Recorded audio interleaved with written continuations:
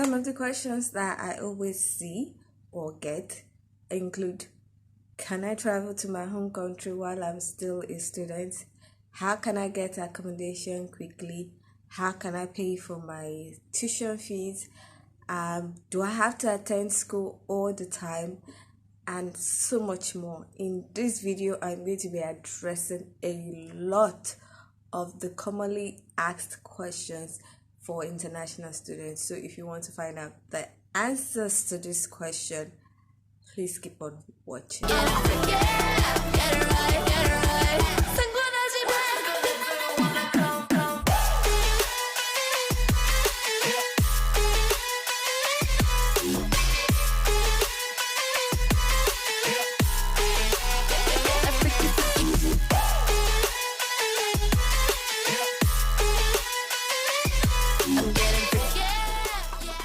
Hi guys, welcome back to my channel. My name is Omomi, aka Petite Diva.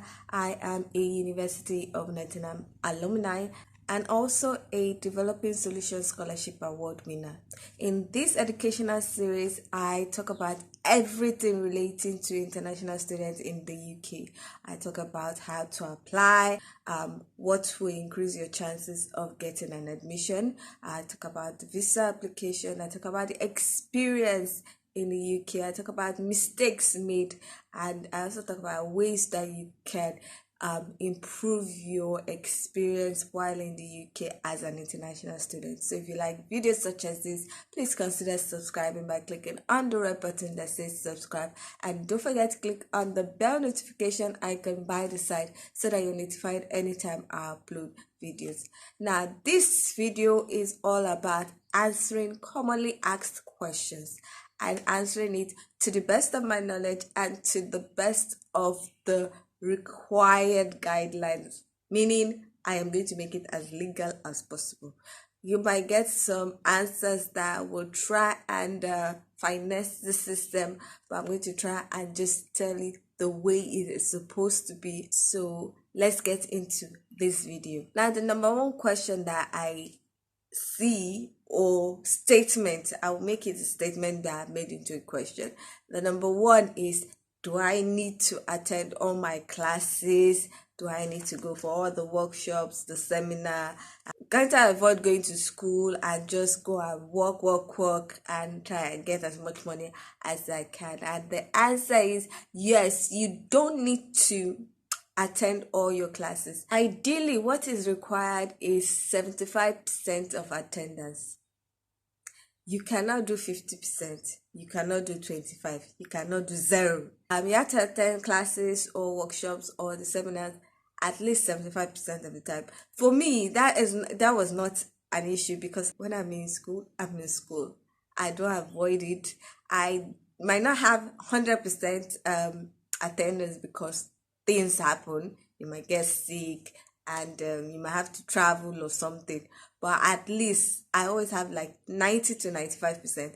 It's from my undergraduate. First of all, I was too tiny. My class size was small, about like 60 something. You cannot avoid going to school. Your lecturers will know that you are missing for certain amount of days, and I was now small that I was really noticeable because I was like one of the smallest in the class. So if I'm not, I'm like, where is that girl? Even in the postgraduate class, we're like maybe 40 or 30 international students, and the program secretary, practically knew everybody. And we also had to sign attendance when we come to classes. Our classes were like 3 days in a week. But we'll sign attendance as we are arriving, and the attendance is in front of our office. So there is no how she would not know if you did not appear in school. And if you try and say, I'll get people to sign for me, hi, they will collate it after a particular time. If your signature is different, there's a problem. But the thing is, 75% attendance is what's required. Anything less, you would be summoned, you will be called. They will ask what is the reason, and then if after the discussion you still don't appear, you might be reported to the international office of the school, and the international office is the one that would have to report you to the home office, and you might get your sponsorship revoked and asked to leave the country. Now, people who say they've done it, I don't know, everybody's tendency for getting caught is different. So you don't have to attend 100%, but you have to attend at least 75%. The second is, can I travel out of the country to maybe my home country for maybe Christmas or something while I'm a student? Yes, you can. But most of the time, if you want to travel outside the country, you have to let the school know. You also have to collect like a student letter of identification or something, so that when you are going out and when you come back, you would be allowed to enter. Even though you have your visa, you'll be allowed to enter easily. But especially if you want to travel to another country that is not your home country, you also be allowed to enter easily, even with the visa. But yes, you can travel, but you might have to let your school know, because if it's true during the middle of term time, that is school time, the school might not want you to leave, except it's for like maybe a workshop or a conference outside the country that is linked to your course. Then that's when it might be okay, you are representing your school at this conference, blah blah blah, and allow you to go without any problems. The third one is based on what people would do. They get people to write assignments. So it's like, can I outsource my assignment to people that do that as a business without having problems? The thing is, you can't finance that system. If you outsource all your assignments or majority of your assignment, there is a particular time they would know. And when they know, your studentship will be revoked and you will be deported and probably banned. The thing is, people will say, oh, okay, I'll just be banned in the UK, I can go to another country. Hello, in case you don't know, UK, US, Canada, Australia, and I think New Zealand share database. So if you are banned in one of these countries, you are more likely not going to be able to get a visa in the other countries. And even some places like Schengen countries, they might not give you the visa because they notice that you are banned in one of the big five. So it's not the case of, oh, it's just UK that banned me and I can go to another country. Except you want to stay in your home country and never want to travel, then please desist from doing that. I really don't know why you would want to outsource all your assignments, and this is just because of what? After all the money you paid, pass mark is 50. Try and struggle and learn the thing. You never know when you would use the knowledge and skills that you gain. So why would you want to outsource all your assignment? I actually saw someone that said, oh, I have in April, I have 3 assignments to submit in May. Please, who is doing assignment? And I'm like, wow. Let's go to the next question. The next question might pertain to a certain set of international students, as students from Nigeria. Now, what is the best way to pay for your tuition fee? The tuition fee deposit and the other tuition fee.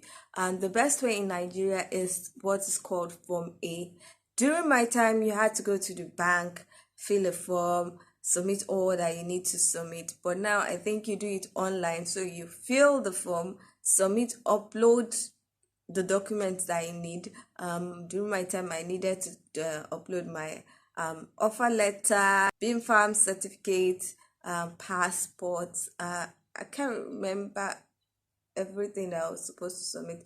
Okay, and then the consent letter, because you have to write a letter of authorization that you are giving the bank the authority to debit your account equivalent to the deposit fee. So that was, I had to just walk up to the bank and then fill that form. I actually went to one bank. I went to GT Bank, and they told me that I had to have all kinds of things, and I was like, what is all this? So I now went to another bank, UBA, and UBA right now is like the talk of town for Form A. They don't waste time, because most other banks might take 2 weeks to debit your account or something, but with UBA, the highest I've heard is like 1 week.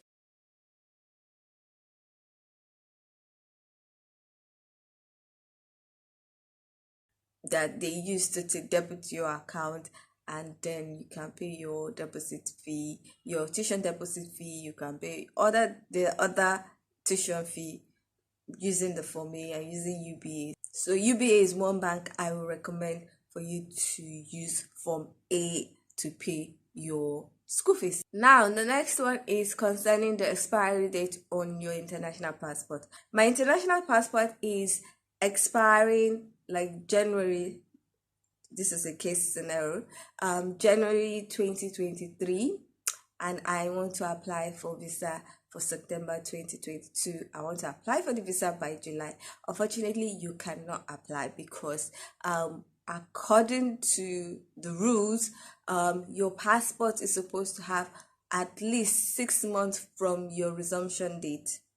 So if you are resuming September, it's supposed to be 6 months after September. You can use your passport that is expired in January to apply for admission, but for the visa you cannot, because it is January 2023, and 6 months from September is, I think, February. So you might not be able to get the visa. Mine, when I applied, my passport was expiring, I believe, March or April of the next year, but I applied in July, so it was more than 6 months but less than a year. So if your passport is more than 6 months, you are good to go from your resumption date. You are good to go. But if it's less, you might have to quickly go and get a new one. So another common question is how to get accommodation quickly. My advice would be, start looking for accommodation now. Start checking online, especially if you want to resume in September. This is May. Start checking online, but do not pay to anybody without having physically checked it. I would say you might not physically check it.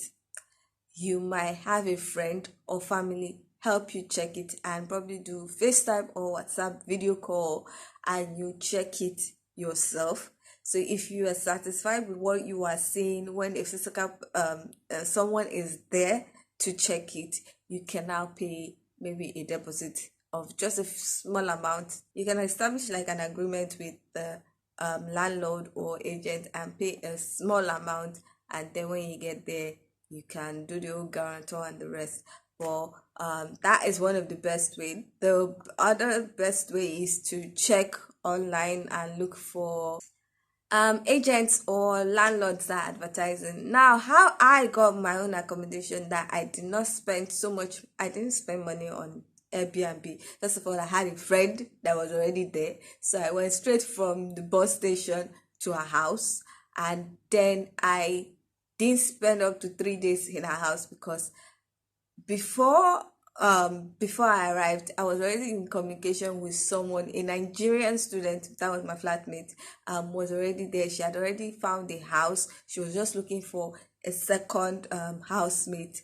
So I was already communicating with the landlord and her, and I saw pictures of the place. So I was like, okay, I might consider taking it. The point was just to go and check. So after the next day when I arrived, I went to the house, I checked it out, and then I liked it. It was cute, it was nice. and I paid. So I spent 2 days in my friend's house and I moved. So that's one of the ways that can help you spend less on your Airbnb. So if you get somebody to physically check all the places that you like, and then if you like it, you can pay.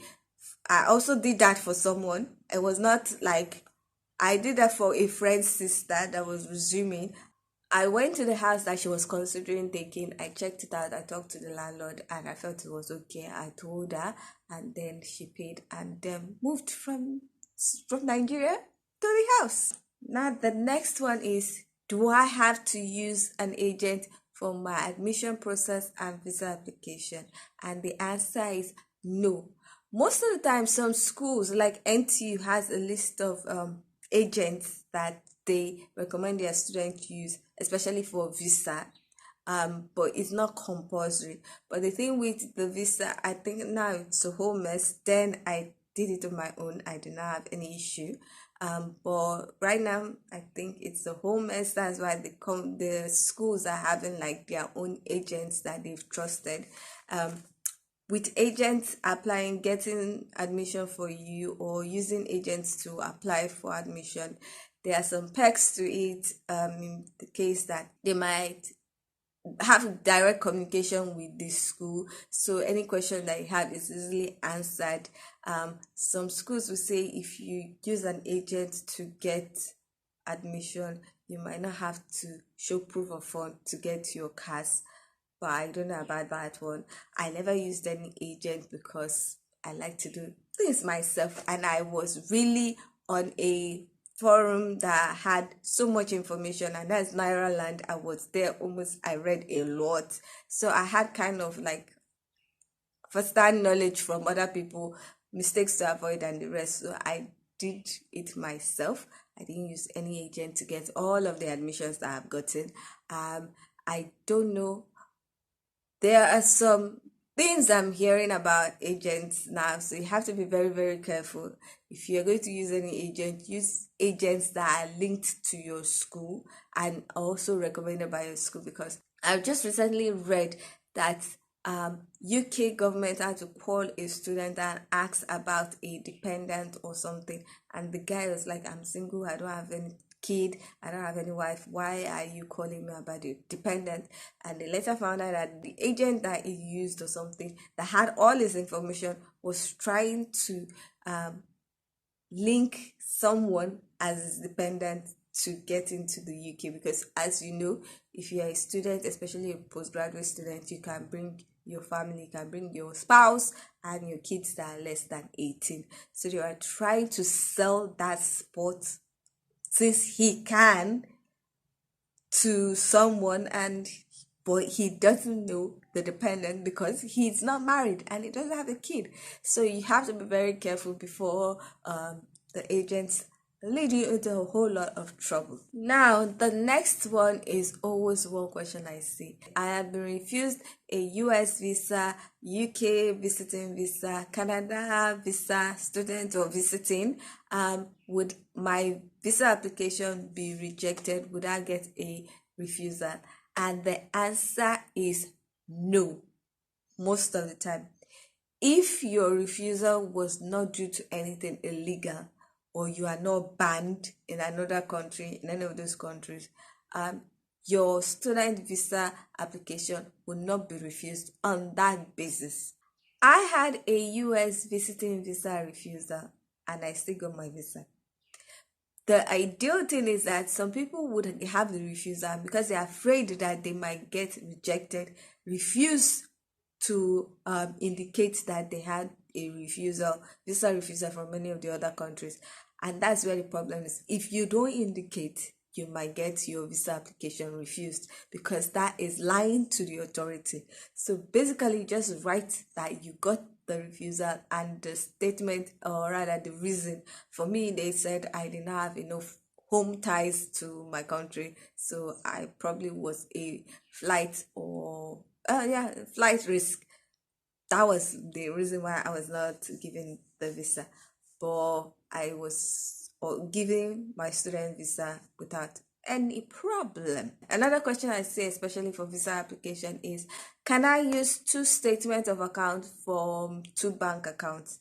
And it's also linked to can I use my parents' account? Yes, you can. I did that. I had used my own account and I used my mother's account. So it was two bank accounts. Then it was physical biometric and submission, document submission. So you had to go to the visa office, submit it physically. So it was easier to submit those things, and the visa officer in charge of your application would not miss it. Right now they said because everything is now basically online except for the biometric capturing, you have to upload it. And right now some of the visa officers might not be so meticulous to check everything, so they might just say one bank account statement and just say, okay, this person does not have enough money for the proof of fund. So what you should do is, if you are sending it online, try and combine both of the bank accounts into one document, and at the end, the heading, that's at the beginning, state it that this is your statement of account for two accounts.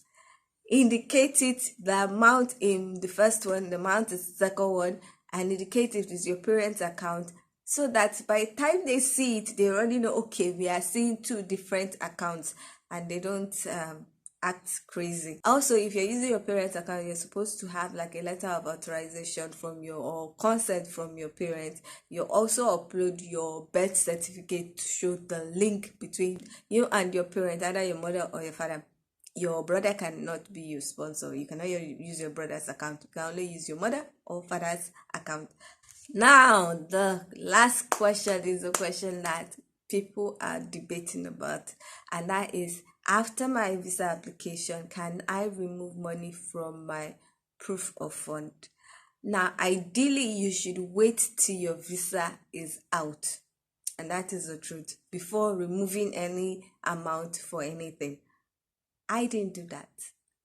I removed a certain amount, but not so much. I would say in pounds at that time, or equivalent at this time, I removed like 1,000 after my biometric application. It was just ridiculous. I removed it because I had to do some things, and I still got my visa. But I don't advise people removing their money. Wait till your visa is out, because lately we found out that sometimes they might request for an updated or a current statement of account. It's not everybody that is told to do that, but it's possible. And if the updated or the latest statement account is showing an amount that is lower than what you need for your proof of fund, you could get your visa denied. So please wait till your visa is granted or given to you before trying to touch your money. Anyway, now a tip: if you are in Nigeria, and I don't know for other countries, but I'm going to talk about Nigeria. If you are in Nigeria and you bought one of those UK used phones, yes, people use second-hand phones, it's not a crime, but if you bought one of those UK used phones, please check that your phone is not one that was stolen, because if it is one that was stolen and you arrive in the UK and there are tracking devices that could be used, and if it picks up on the system, you could get into a little bit of trouble. So check your phone and make sure that it was not one that was stolen and sold in another country. So that's the end of this video. If you like this video, please give it a thumbs up. If you are not yet subscribed, please consider subscribing by clicking on the red button that says subscribe, and don't forget to click on the bell notification icon by the side so that you're notified anytime I upload videos. Now, in my next video, I am going to be talking about public health, master programs in public health. If you don't know, I did a master's in public health, MPH. Now I'm going to be talking about the 3 different types and which one is more advisable for international students. So if you want to know more about that, please join me in the next one. Thank you so much for watching. I hope to see you in the next one. Bye.